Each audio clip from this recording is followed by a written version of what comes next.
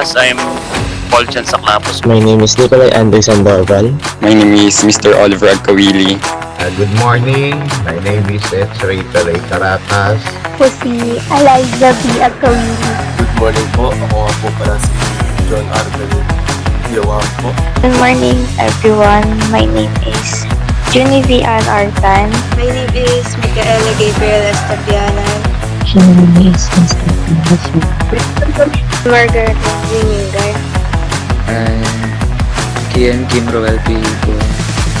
My name is Princess Elaine Asuncion. Ako po si Maria Lois Bukahuyo. Ako po si Brex Reynald Balasi.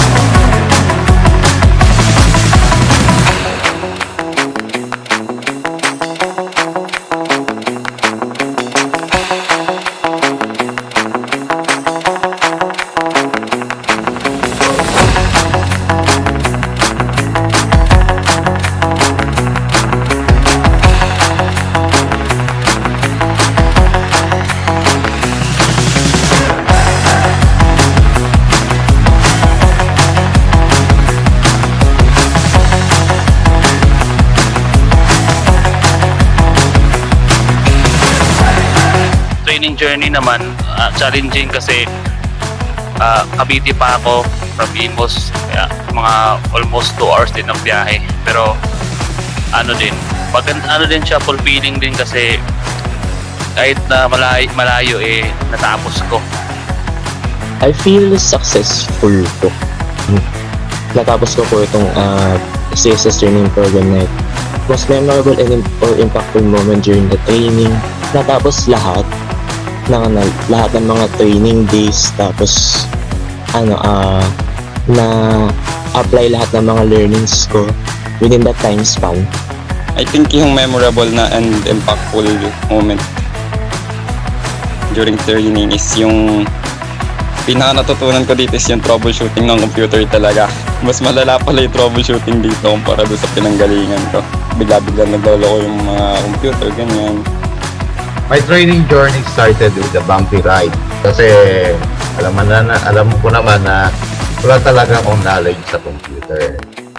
At least along the way natuto tayo at nagkaroon tayo ng smooth transition from bumpy. At pasalamat rin ako sa mga kapwa ko trainees dyan na very accommodating sila, tinuturuan kami na yung may hindi alam. Proud ako kasi na-complete ko yung 47 days na training. Tapos yung memorable experience ko is mag-IP config ng mag-IP config. Yung most challenging ko is yung mga core and yung mga computer na hindi nakikisama. Ayun nga, 47 days, araw-araw, gigising kami, madaling araw kasi nga, pag 8 AM na, marami na yan. Marami nang mag-BBSRS.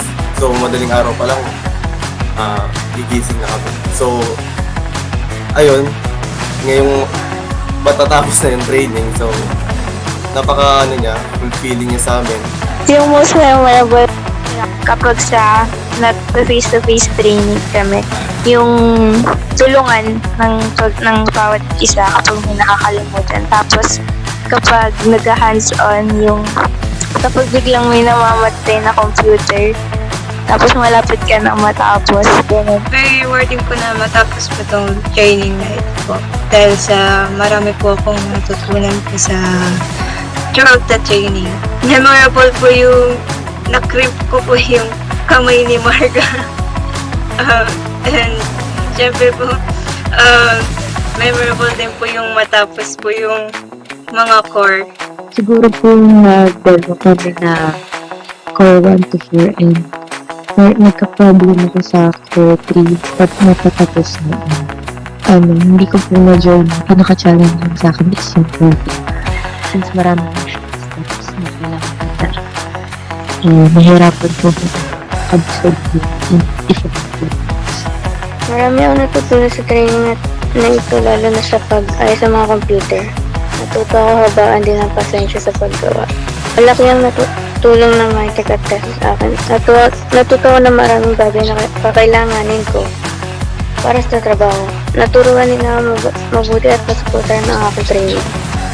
Naging masaya po ako na matapos at makompleto po yung CSS training program.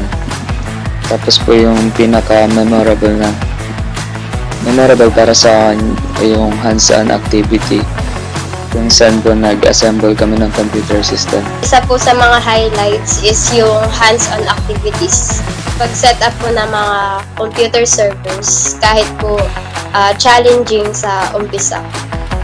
Importante po yung hands-on practice sa learning process natin. Sana po yung mga skills na yun is magamit ko sa future work. Sa ilang araw po ng mga sacrifices pagdating po sa pagte-training, which is nagiging valuable po siya sa knowledge and skills. So, sa most memorable ko po siya sa moment is yung naging successfully ko po yung iba na gawin from sa pagte-training po, nakaka-apply din po siya kung ano yung mga natutunan ko. Nagpapasalamat po ako sa Mindtech, lalo na po sa mga admin, kay Ma'am Sis, talagang diyan po lagi nagpapaalala. Sa TISDA po, na nagkaroon sila ng ganitong programa, talagang laking tulong po nito sa amin, lalo na po sa mga walang alam sa dating sa computer.